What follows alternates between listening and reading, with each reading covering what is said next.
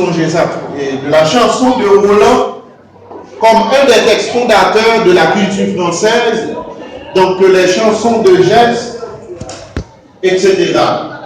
Et aussi en LS1, nous devons comment culture française là, il était élaborée à travers plusieurs siècles, en commençant avec le Moyen-Âge pour passer au XVIe siècle, 37e, etc. Et au XVIe siècle, on nous dit que le XVIe siècle, on s'y rappelle, le XVIe siècle nous dit que c'est le siècle de... Le XVIe siècle, c'est le siècle... C'est le siècle de la Renaissance. C'est le siècle de la Renaissance.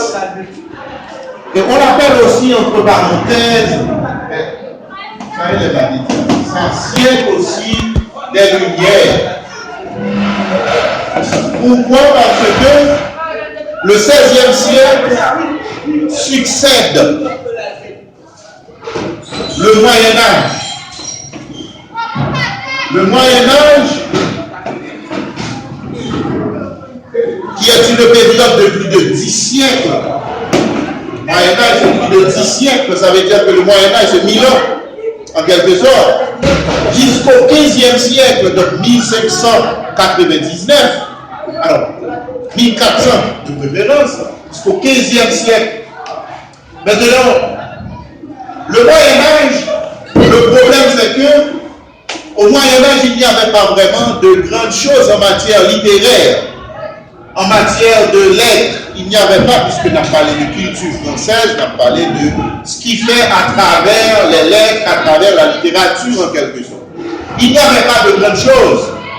Sinon quelques textes, comme par exemple les textes des chevaliers, comme la chanson de Roland, etc.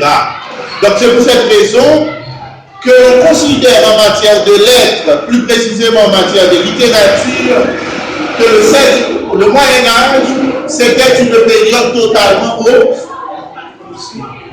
Je dis ça, vous oublié. C'était une période obscure. Donc cela veut dire que en matière de lettres, il n'y avait pas de production.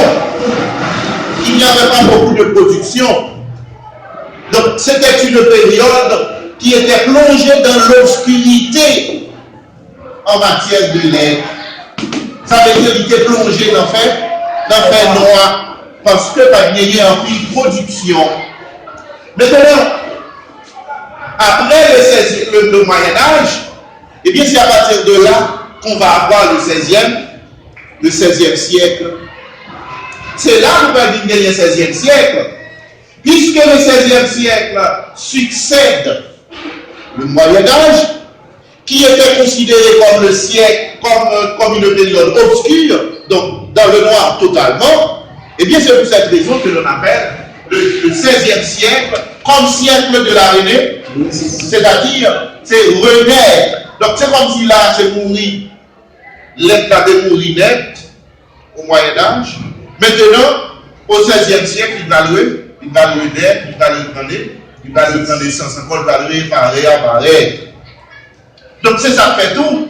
Il y aurait les siècles ça, entre parenthèses, même si généralement, en pile des fois, on a parlé du 16e siècle, on peut utiliser Renaissance, mais ça va empêcher que aussi il y aurait le siècle des Lumières. Alors qu'en général, on connaît le 18e siècle, il y aurait les siècles des Lumières. Okay. Mais il y aurait les siècles, entre parenthèses, siècle des Lumières, parce que, puisque là, on est dans l'obscurité, maintenant là, on vit dans la lumière. Et à partir du 16e siècle, eh bien, il va marqué par de grandes productions en matière de lettres, en matière de culture française. Est-ce que nous voyons? Donc, il y a en pile production avec des auteurs comme, par exemple, Ronsard, comme Dubélé, Montaigne, Rabelais, François Villon, etc. Donc cela veut dire qu'au XVIe siècle, la culture française était en quelque sorte florissante. il y avait tellement de production qu'on prend tout autre texte comme je cité là, on a écrit une série de textes, ça veut dire que culturel il va le développer. Et c'est à partir de là que les siècles ont commencé à étaler en fonction de l'ensemble de caractéristiques que le Galvaillon. Pas oublier, dans la période ça, nous étions toujours dans un système de monarchie absolue. C'était la monarchie absolue. Pas oublier connaissance transversale. Donc, monarchie absolue que vous étudiez peut-être avant dans NS2 en histoire, ou bien histoire universelle, pas qu'on est.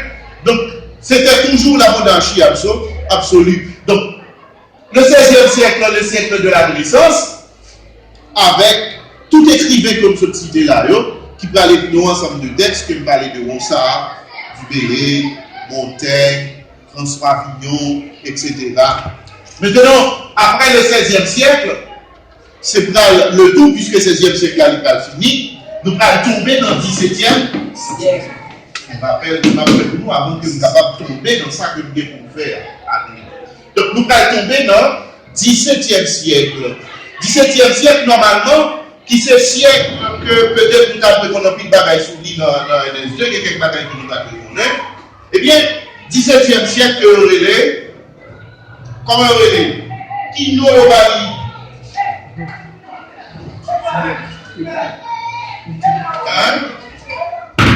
comment relais? Si 16e siècle, c'est Renaissance, et 17e siècle, comment relais? Retirez les lunettes, parce que ça va faire. Eh bien, le 17e siècle contre nous le siècle du classique.